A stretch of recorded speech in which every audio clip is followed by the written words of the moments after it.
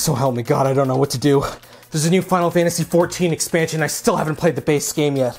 You have no idea how many times I've been told. Hey Pinoy, there's a free trial that covers the base game all the way up to the first expansion, Heaven's Ward. Oh fuck, they're back.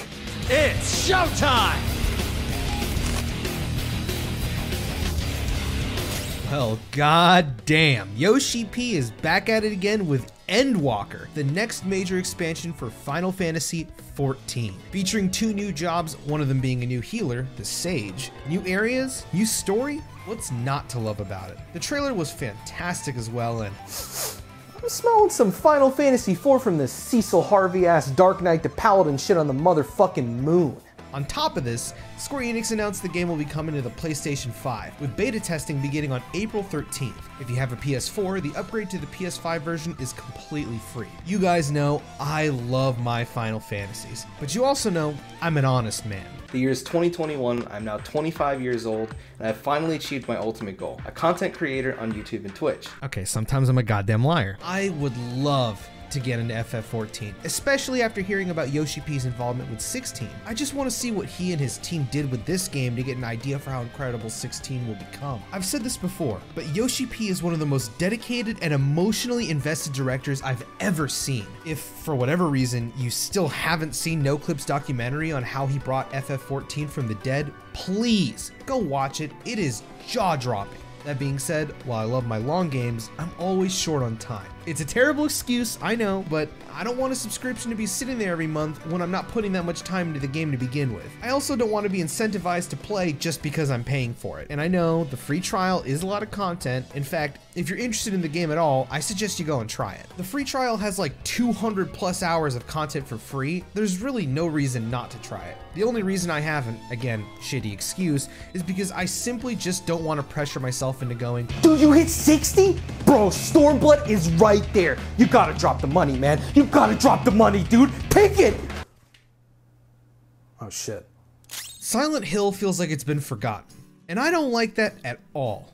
We all know Resident Evil's resurgence with the amazing Resident Evil 2 remake and the upcoming Resident Evil Village that's looking, oh man, it's got me looking for sure, you feel me? It's just a shame that Konami hasn't pushed for a new game in the franchise. Well, Akira Yamaoka, the composer for Silent Hill, had an interview recently with AL Hub where he teased that his next project will be revealed sometime around the summer, and that it's something people have been hoping to hear about. Originally, I wasn't going to cover this because I wasn't sure how much weight that actually holds, but when I started writing the script for this, I noticed the article I'm sourcing for this information had an update. The interview with AL Hub has now been taken down, with the website offering a statement online. The statement from AL Hub says, "We thank you for your support, which contributed to the spread of the interview that we published yesterday with Akira Yamaoka around the world. We were asked to remove the clip, and it has been removed. We apologize and stay tuned for the next interviews." Alright, tell me not. This feels like Akira fucked up and now Konami's trying to get on his ass or something. Maybe I'm crazy for thinking this, but let me know what you guys think. Because I'm almost willing to bet that we're going to see Silent Hill in some form come back. All I can do is hope it's actually good. We'll see what studio they choose to end up making it. Because, like I said, if we're all out here simping a 9'6" vampire lady, I'm pretty sure they could get us to simp an army of nurses one more time. Mass Effect? Ass Effect. Oh, how I've missed you.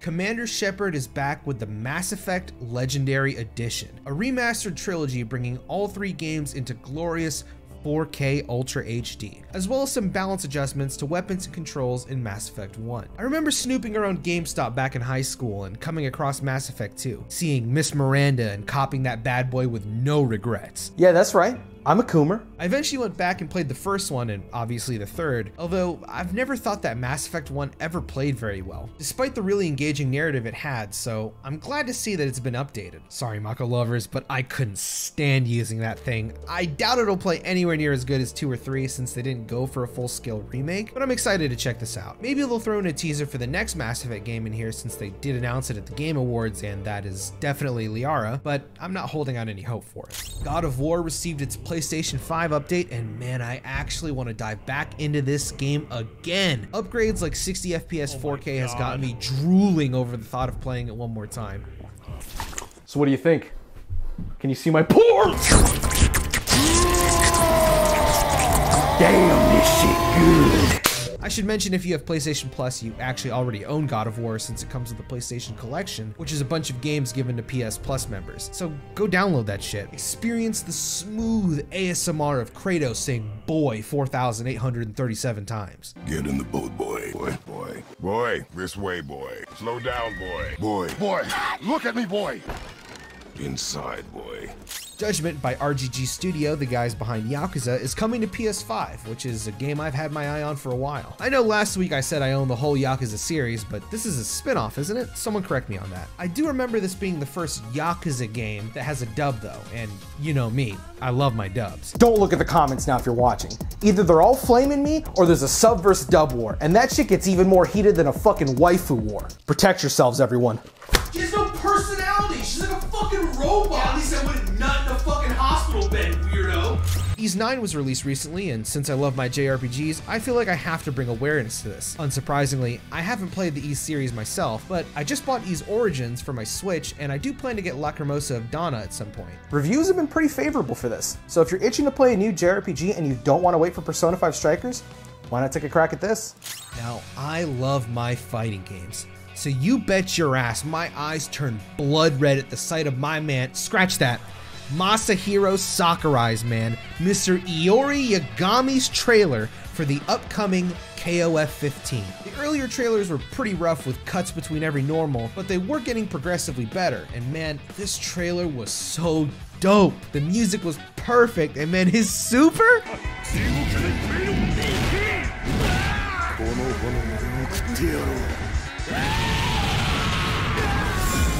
KOF 15! Tell me not that shit was awesome. I haven't played a KOF in a long time, but 15 is looking pretty damn good so far, and I really want SNK to knock this one out the park. They're SNK for Christ's sake. Oh, do you guys remember Match of the Millennium? Of course you don't, fucking Zoomer. One of SNK and Capcom's greatest collab games for the Neo Geo Pocket Color is coming to the Switch on February 17th. Such a cute little game. I hope this means we can see a Capcom rep in KOF 15 or an SNK rep in Street Fighter 5. While Persona 5 Arena would be my most anticipated Arc Sys game, that doesn't exist. So until that's around, Guilty Gear Strive has won my heart over and over with every single trailer they've put out. I've actually been asked a couple times where the song is from and what this gameplay is. It's all Guilty Gear, baby. And with this new game comes rollback netcode, which will make playing with people from other countries a hell of a lot easier. But that's not the news. The open beta for Guilty Gear Strive begins February 18th till the 21st, featuring 13 playable characters, versus mode, tutorials, online, and a full-on training mode. That's full-featured as fuck for a beta. It'll also be using rollback netcode that is apparently either the same or similar to the one they did for Accent Core recently. This is so that Arc Sys can test it out and work on it for the full release of the game in April. I've got to make time for this, because Giovanna, looking like a main, boys. Woo, mama! And finally, the most unsurprising news in video game history. Google is shutting down Stadia's internal studios.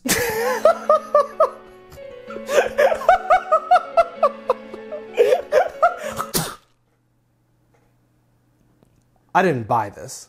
This came with a Chromecast.